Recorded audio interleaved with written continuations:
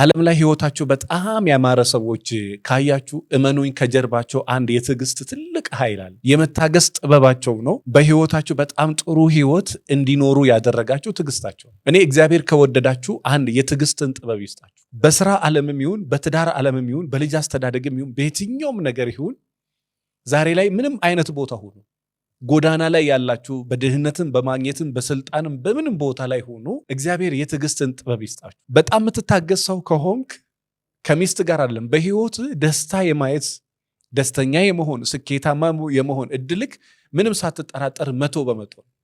እኔ በትንሿ እድሜ በራሴም ህይወት ያየሁት በሰውም ህይወት ያየሁት በጣም ካጠናኋቸውም ከተማርኳቸውም እያንዳንዱ ነገር አንዱን ትልቅ ነገር ምን ተማርክ ብለህ ብትችሉኝ ትዕግስተኛ ሰው ህይወቱን ያሳምራል። እኔ ብዙ ሚስቶች አይቻለሁ በትዕግስታቸው ዛሬ የዲፕሎማት እናት ናት፣ ወይ ደግሞ ዛሬ ትልቅ ቤተ መንግስት የሚመስል ቤት ውስጥ ነው የምትኖረው፣ ወይ ደግሞ ሊፈርስ የደረሰውን ትዳሯን አጽንታለች። ብቻ በትዕግስት ህይወቷን ያሳመረች ሴት በጣም ብዙ ሴት አውቃለሁ። ያላገባች ሴት ሆና ትላንትና በ19 በ20 በ25 ዓመት ስሜት እየተፈታተናት ዋጥ አድርጋ በትዕግስት አሳልፋ ዛሬ ላይ ከነክብሯ በ26 በ27 ዓመት ትልቅ ሰው አግብታ አንቺን እኮ ከሚወደው ነገር አንዱ ይሄን የመሰለ መልክ ይዘሽ ይሄን የመሰለ ሰውነት ይዘሽ ይሄን የመሰለ ትምህርት ይዘሽ ከነክብርሽ ነው ያገኘውሽ። ወንድም ሆኖ ይሄን የመሰለ መልክ ይሄን የመሰለ ቁመና ይሄን የመሰለ ነገር እያለክ እንኳን እስቲል አንድ ከማይብ ነገር አንዱ ይሄን ሁሉ ነገርም ኖሮ በጣም ሲበዛ ትዕግስተኛ በጣም ሲበዛ አስተዋይ ነው እና ይሄ ነገርህን ቀና አባሃለሁ ተብሎ በጣም በህይወቱ ትዕግስት ህይወቱን አስተካክሎለት በጣም ትልቅ ደረጃ ያለ ሰው አቃል። ዛሬ ላትመሰገኑ ትችላላችሁ፣ ነገ ግን በጣም ትዕግስተኛ ከሆናችሁ እመኑኝ ዛሬ የወጋችሁ ሰው ዛሬ የገፋችሁ ሰው ወይ ደግሞ ዛሬ ነገ እሆናለሁ ብላችሁ ማታስቡበት ቦታ የምትደርሱ ላይመስላችሁ ይችላል። ነገ ግን እዛ ቦታ ላይ ራሳችሁን ታገኛላችሁ። ስለዚህ አንድ ሀብት ይኖራችሁ ትዕግስት። እንዴት ትዕግስተኛ ነው? ትዕግስታችሁን የሚፈታተን በጣም ብዙ ነገር አለ። የምትሳደብ ሴት አለ፣ የምትናገር ሴት አለ፣ የምትቆጣ ሴት አለ፣ በጣም ኃይለኛ ሴት አለች። እኔን ደግሞ ያ ለምን እንደምትቆጪ ለምን እንደምትናገሪ ለምን ኃይለኛ እንደምትሆኚ ለምን እንደምትበሳጪ ለምን ቤቱን እንደምትመጠብጪ አውቃለሁ፣ እረዳሻል። እኔ ብረዳሽ እኔ ባልረዳሽ ምን አመጣለሁ? ባለቤትሽ ካልተረዳሽ አንቺ ስትጮሂ አንቺ ስትናገሪ ማን ይረዳሻል? ማን አንደርስታንድ ያደርግሻል? ማን? በታሪክ ልጆችሽ የተጨናንቃ እኮ ነው፣ ከአቅሟ በላይ ነው፣ ማይግሬኑ ነው፣ ህመሙ ነው ምናምን ማንም አይልሽም። በጣም ጫና ስለበዛበት ነው፣ ችግር ስለበዛበት ነው፣ ከአቅሙ በላይ ስለሆነ ነው፣ ውጥረት ላይ ስላለ ነው፣ ፋብሪካ እየገነባ ማንም አይልህም ወዳጄ። በዚህ ዘመን በተቻለ መጠን ለራስ ካልቆምክና ራስን የምትረዳ የሚረዳ ሰው አጠገብ ላይ እንደሌለ ሁሉም ራስ ወዳድ እንደሆነ እኔ አይደለም ብለው መጽሐፍ ቅዱሱ ነው የሚለው። በመጨረሻው ዘመን ሰዎች ራሳቸውን የሚወዱ ይሆናሉ። ራስ ወዳድ ብቻ የሚበዛበት ዘመን ይሄ ዘመን ነው። ስለዚህ አንተ ትዕግስት ያጣ ሰው ከሆንክ ማንም ለምን እንደዛ እንደሆንክ የሚረዳ የለም። ያለ አማራጭ አንድ ብቻ ነው። እሱም ከራስ ጋር ጦርነት ከፍተ ትዕግስት የሚነሱ ነገሮችን ከራስ ላይ በማስወገድ አንዳንዱን ይሄ ኦርጋናይዝ የማድረግ ችግሮቻችን ናቸው አንዳንዴ ትዕግስት እንዳይኖረን የሚያደርገው። አንዳንዱ ደግሞ 30 ነገር እናስቀምጠን 30ው ነገር ላይ ራሳችን እናስጨንቃለን። ከዛ ከመወጣጠራችን ከመጨናነቃችን የተነሳ መበሳጨት፣ መናገር፣ መቆጣት፣ መሳደብ እናመጣለን። ስለዚህ ወዳጄ አንተን ትዕግስተኛ እንዳትሆን የሚያደርግ ነገር ከጀርባ አለ። ወደ አይደለም የምትጮኸው፣ ወደ አይደለም የምትናገረው፣ ወደ አይደለም የምትሳደበው፣ ወደ አይደለም ቤትን የምትበጠብጠው። የኔ ጌታ ተረዳ ፕሊስ። እውነቴን ነው የምነግርህ። ከጀርባ የሆነ ነገር አለ፣ የሆነ ሻዶ አለ። ወደፊት እየመጣ ያለው ነገር ወይ የሆነ ትራማ አለብህ፣ ወይ በጣም ውጥረት አለብህ፣ ወይ ሰውነት ውስጥ ስኳር አለ፣ በጣም ከፍ እያለ ነው። ብቻ የሆነ ነገር አለ። ያ ከሆነ ያንን ከኋላ የምታነሳ ከሆነ ፊት ለፊት ላይ ሰላም። ለሚስት ብለህ ለራስህ ብለህ ቅን ትሆናለህ፣ ለራስህ ብለህ ትዕግስተኛ ትሆናለህ። ከኋላ እንደዛ የሚያደርግ ነገር አለ። ለምሳሌ ማጋጭ ወንድ በክብር ሰገነት ላይ ሚስት ላይ የክብር የሚስትህን ገላ አቅፈ መተኛት ሰልችቶ እዚህ ግባ ማትሮ ጉራንጉር ውስጥ ሚስትህን ማታክል የ32 ዓመት ልጃገረድ ወይ ደግሞ የ20 ዓመት የ30 ዓመት የ35 ዓመት የ40 ዓመት ቆንጆ ሚስት ቤት አስቀምጠ አንተን ማትመጥን ገና ቲኔጀር አባቷ መሆን የምትችል ልጅ ጋር ትተኛለህ። እንዴት እንደሚያስጠላ እስኪ አረከው። ምን ለውጥ ተፈጠረ? ወዳ አይደለም እንደዛ የምታረገው። በጣም የለመድከው መጥፎ ልማድ አለ። እንደዛ እንድታረግ የሚያደርግ ነገር አለ። አንዴ ተነቃብ ሚስት ቅር ያለች መልሰ ያንኑ ታደርጋለህ። ለምን? ከኋላ እንደዛ እንድታረግ የልጅነት ትራማ ነው እያልኩ አይደለም። ዛሬ ላይም ስለምትፈልገው መጥፎ ልማድ ውስጥ ነው እንደዛ እንድታረግ የሚያደርግ ነገር አለ። እሱን ካልነቀልከው አንተ ፖርኖግራፊ በጣም የሴክሹዋል ፊልም አዲክትድ የሆነ በጣም እሱን የሚያይን ወንድ ከዝሙት ራስን ጠብቅ ብዬ እንዴት እመክረዋለሁ? ምክንያቱም እሱ ውጣም ብለው በጣም መጥፎ ልማድ አለ። ከዛ ልማድ እንዴት እንደሚላቀቅ ካልነገርከው በስተቀር ከዛ ልማድ መውጣት እንዳለበት ያውቃል። የሚማግጥ ሰው መማገጥ ወንጀል እንደሆነ ያውቃል። በ50 ዓመቱ ክለብ ከ20 ዓመት ህፃን ጋር የሚያድር ትልቅ ሽማግሌ ነገሩ ልክ እንዳልሆነ ያውቃል። ያቃተው ማድረግ እንዴት ከዚህ ልማድ ልውጣ ነው።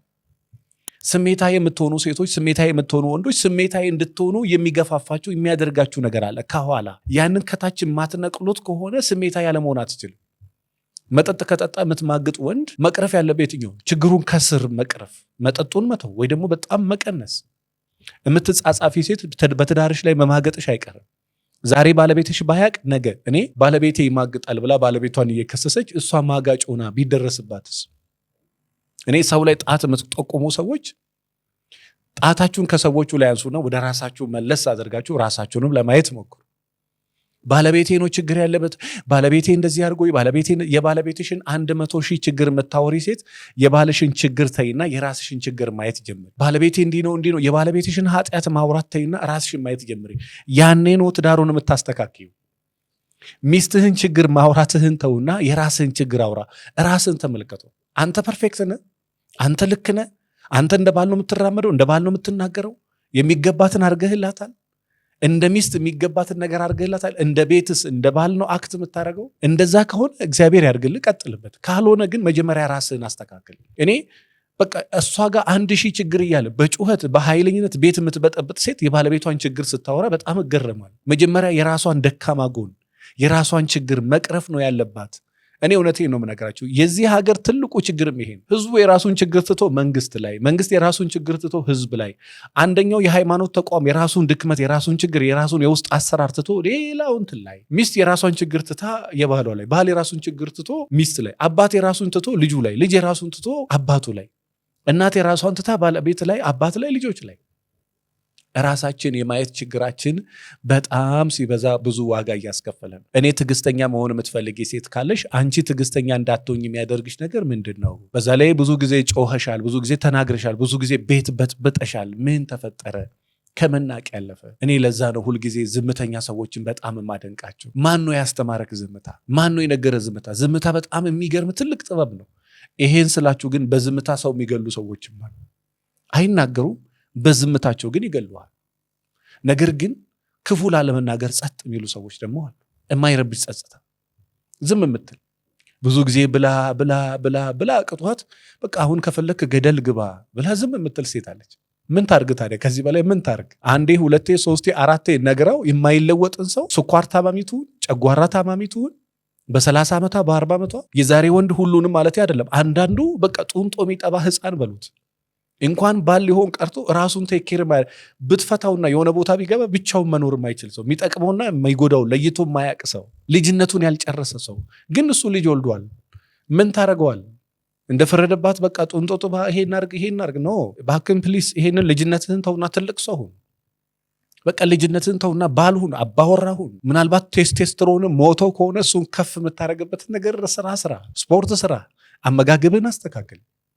ያ ከፍ ሊል የሚገባው የወንድ ልጅ ቴስቴስትሮን ነው። የወንዳ ወንድነት ካራክተር ይኖራል፣ የወንድ ባህሪ ይኖራል፣ የወንድ ስሜት ይኖራል፣ የወንድ አይምሮ ይኖራል፣ የወንድ ድምፅ ይኖራል፣ የወንድ ንግግር ይኖራል፣ የወንድ ለዛ ይኖራል። ከዛ በኋላ ሚስትህን ውደጂኝ ሳትላት ትወድሃለች፣ አክብሪኝ ሳትላት ታከብረሃለች፣ ስሚኝ ሳትላት ትሰማሃለች። የሚሰማ ነገር የለህም ግን መሰማት ትፈልጋለህ። የሚያስከብር ነገር የለህም ግን መከበር ትፈልጋለህ። አንቺ የሚያስወድድሽ ነገር የለህም ግን መወደድ ትፈልጋለህ። ባህሌ አይወደኝም፣ በየት በኩል ይውደድሽ? ባንቺና በሱ መካከል እኮ ጩኸትሽ፣ ኃይለኛነትሽ፣ ስድብሽ፣ ነገሮችሽ እያንዳንዱ ባንቺና በባለቤትሽ መካከል ትልቅ ግድግዳ ገንብቷል። ይሄን ግድግዳ ማፍረስ ከፈለግሽ ፕሊስ እባክሽን በጣም ትዕግስተኛ ሴት ሁኚ። እውነቴን ነው። ትዳራችሁ ማሳመር ከፈለጋችሁ፣ ያላገባችሁ ያልወለዳችሁ ልጆችም ደግሞ በጣም ጥሩ ወንድ፣ በጣም ስማርት ወንድ ማግባት ከፈለግሽ በጣም ትዕግስተኛ ሁኚ። ሁሉ ነገር ላይ እንደ ትዕግስተኛ ሰው ጠቢብ ሰው የለም። መጽሐፍ ቅዱስ በትዕግስታችሁ ነፍሳችሁን ታተርፋላችሁ ይላል እና በጣም ትዕግስተኛ ሁን። ይሄ ገንዘብ ላይ እኔና ባለቤቴ ያልተቀየርም፣ ጓደኞች ስንት ደረጃ ደርሰዋል፣ ምን ያርግ ታዲያ? ሌባ ይሁን ይዝረፍ፣ እነሱ የደረሱበት ደረጃ የህይወት ልኩ እሱ ነው። እነሱ የደረሱበት ደረጃ መድረስ እሱ ነው የህይወት ልክ። ያ ማለት በስብሶ ቤት ውስጥ የሚቅር ማለት አይደለም። የአቅምህን ስራ፣ ውጣ ውረድ፣ ድከም፣ ገንዘብህን በትክክል ተጠቀም። እዚህ ምድር ላይ ያለ እድሜ ትንሽ ነው። መስራት ካለብህ ስራ፣ መብላት ካለብህ ብላ፣ መጠጣት ካለብህ ጠጣ፣ ሴክስ ማድረግ ካለብህ ሴክስ አድርግ፣ ማሰብ ካለ አስብ፣ መጸለይ ካለብህ ጸልይ። በቃ ከሆኑ መሆን ነው ወዳጄ። ሴትም ከሆንሽ መሆን፣ ሚስት ከሆንሽ ሚስት መሆን ነው። ምግብም ስትሰሪ ከሰራሽ መስራት ነው። እራሷን ማትበላው በቃ ሙያ የሌላት በተለይኛ ሀገር ላይ በቃ እንጀራ መጋገር ነው ሙያ። አረባካችሁ ተው። እንጀራ በወጥ የምትሰራ ሴት ሙያተኛ ሴት አይደለችም። እንጀራ በቀይ፣ እንጀራ በነጭ፣ እንጀራ በጎመን፣ እንጀራ በቲማቲም ይሄ ሙያ አይደለም። ይሄንን አንድ የቤት ሰራተኛ የ16 ዓመት ልጅ ትችላለች። እንጀራ ብቻ የምትችል ሴት ሙያ አለኝ ብላ አታወራም እንዴ? ስንት የሚሰራ ነገር አለ፣ ስንት የሚሰራ ነገር አለ። 1000 አይነት ምግቦች አሉ ፍላጎት ካላት እንጂ እንጀራ በቀይ፣ እንጀራ በነጭ፣ እንጀራ ባልጫ፣ እንጀራ በፍርፍር፣ እንጀራ በቁርጥ፣ እንጀራ በዝርግ ይሄን የምትሰራ ሙያ ያለኝ እንዳትይ። ይሄንን በቃ እስኪ አንቺ ውጪና ሰራተኛውን አሳያት። የ18 ዓመት ሰራተኛ ብጥር አድርጋ እንጀራ ትጋግራለች። ይሄን የምትችል ሴት አለ። ሙያ ማለት ሌላ ነው። እኔ እናት ሙያተኛ ሴት ታስታውቃለች። ጠዋትና ማታ ባለቤቷ ላይ በቀን 3 እንጀራ ሆዱ ላይ የምትሰገስግ ሴት ሙያ ያለኝ ብላ ልታወራ አይገባም። ወንድም ልጅ እንደዛው እና ሶሪ ይሄን ስላችሁ እያጣጣልኩ አይደለም። አሁን ግን የዛሬ 30 ዓመት የነበረው አይደለም ዛሬ ላይ የሚሰራው። የዛሬ 10 ዓመት የነበረው ዛሬ አለ። በቃ የሆነ ዘመን ላይ በነበረ ነገር ዛሬ በትላንትና በሬ እንደሚባለው በቃ ትላንትና ነበረ፣ ዛሬ ግን አይደለም። ዛሬ ደግሞ ዘመኑ የሚፈልገው ነገር፣ ባሎቻችሁ የሚፈልጉት ነገር አለ። የዛሬ ስንት ዓመት የምትሰጪው ምግብ፣ የዛሬ ስንት ዓመት ወሬ፣ የዛሬ ስንት ዓመት ትሪትመንት ነው። በቃ አልቆ አብዴት አድርጊ እንዳትሰለች። አንተም አብዴት አድርጊ እንዳትሰለች። በቃ የቀለብ እንትን ትላለህ ምናምን ትላለህ። እሱ አይደለም ወንድነት። አሁን ከዛ በላይ አድርጓል። በጣም ብዙ የሚጠበቅብህ ነገር አለ ወዳጅ። እንኳን ገና ትንሽ ትዕግስት ራሱን መግዛት ላይ የሚቀር ትዕግስት ቀርቶ ከዚህ የተሻለ ብዙ ይጠበቅባል። እኔ ትዳራችሁ ማሳመር የምትፈልጉ ሰዎች አንድ ነገር ብቻ ይኖራል። በጣም ትዕግስተኛውን ወንድሜ፣ የእውነት ነው የምልህ። ምናልባት ንቀት ካየ፣ ስድብ ካየ፣ ምን ካየ በቃ ትዕግስተኛ ዋጡ አድርገው። ግድ የለህም። መናቅንም አትፍራው። ምን ይመጣል? ተናቅ። እኔ እስከ መሬት ድረስ ተንቄ ያውቃለሁ። ከዛ ደግሞ ተመልሰ እንደ ንጉስ ደግሞ ትከበራል። ከዛ ደግሞ ድጋሚ ትዋረዳለ። ከዛ ደግሞ ደግመህ ትነሳል። ሴትም ከሆንሽ እንደዛ መናቅን፣ አለመወደድ ተጋፈጩ። በጣም ጠንካራ ሴት ህመሞቿን ትጋፈጣለች። በጣም ጀግና የሚባል ወንድ ህመሙን ይጋፈጠዋል። ያ ነው ወንድነት፣ ያ ነው ጀግንነት። ያን ካላረግ በጣም ከባድ ነው እና ህይወታችሁን የሚያሳምረው ትዕግስት ነው። ስለዚህ በጣም ትዕግስተኛ ሴቶች ሆኑ። ስለዚህ በጣም ትዕግስተኛ ሆኖ እንዱኑ። ትዕግስተኛ ለመሆን ደግሞ ትዕግስተኛ እንዳትሆኑ የሚያደርጋችሁ ከኋላ ያለ የተደጋገመ ችግር ነው። የተደጋገመ አለመግባባት፣ የተደጋገመ ጥፋት ነው። እሱንም ዋጥ አድርጉት። አንዴ 2 3 4 የተናገረሽ የማይስተካከል ከሆነ በቃ ነገርየውን ወይ ወደ መቀበል ወይ ወደ ማመን ሂጂ። እሱ መቀየሩን ሳይፈልገው ቀርቶ አይደለም፣ ባህሪ ሆኖ ነው። አሳማ ታጥቦ ወደ ጭቃ፣ ታጥቦ ወደ ጭቃ መጽዳቱን ሳይፈልገው ቀርቶ ባህሪው ስለሆነ ነው። አሳማ ታጥቦ ጭቃ የሚሆነው ፈልጎት አይደለም። የሚማግጡባችሁ ወንዶችን ፈልገውት አይደለም። በቃ ባህሪያቸው ስለሆነ ነው። በጣም ኃይለኛ ምትጮህ፣ ተሳዳቢ፣ ኃይለኛ ነገረኛ ሴት ከዛ መንጻቱን ሳትፈልገው ቀርታ ባህሪዋ ሆኖ ነው። ከቻልክ ተቀበለው፣ ካልቻልክ የስነ ልቦና ምሁራን ጋር ውሰዳት እንድትስተካከል ማምጣት ትችላለህ። አንዳንድ ሰው ባህሪው ነው። ስለዚህ ምን ታደርጋለህ? አንቺ በምትዩ መንገድ በታሪክ አይሰ ሌላ ቴክኒክ፣ ሌላ ጥበብ አለው። በጣም ብዙ ሺህ ባልና ሚስቶች አሁን ቴንኪው የሚሉን አሉ ከተማ ውስጥ። በፊት እንደዚህ አይነት ማንነት ላለፉት 20 ዓመት ተሸክማ ይኖረች፣ በ20 ዓመቷ ግን ያስተካከለችው። ስለዚህ አሳማ ወዶ አይደለም ታጥቦ ወደ ጭቃ የሚሮጠው፣ ባህሪው ስለሆነ ነው። ንጹህ መሆኑን ይፈልገዋል። ሚስትህም እንደዛው፣ ባለቤትሽም እንደዛው። እና ሞር ደግሞ የተሻለ መታገዝ ከፈለጋችሁ 09774050 ላይ ደውሉ፣ እናግዛችኋለን። ስለ ትዳሪ መማከር አሊያም ስልጠና ፈልጋለሁ ካላችሁ ጥቂት ቀናቶች ይቀሩታል። ሐምሌ 3 ይጀመራል። እስከ ሐምሌ 7 ያላገባው ወጣቶች ስልጠና ነው። እንዳይመልጣችሁ። የባለትዳሩ ስልጠና ደግሞ ከሐምሌ 3 እስከ ሐምሌ 30 የሚቆይ ነው። እንዳትቀሩ። ክፍለ ሀገር፣ አዲስ አበባ፣ ውጭ ሀገር ያላችሁ ይሄ መቆሳሰል የሰለቻችሁ ነገር የሰለቻችሁ ባልና ሚስቶች ግድ የለም ፍቅራችሁን የተሻለ ታሳድጉበታላችሁ። ደውላችሁ ተመዝገቡ። አመሰግናለሁ።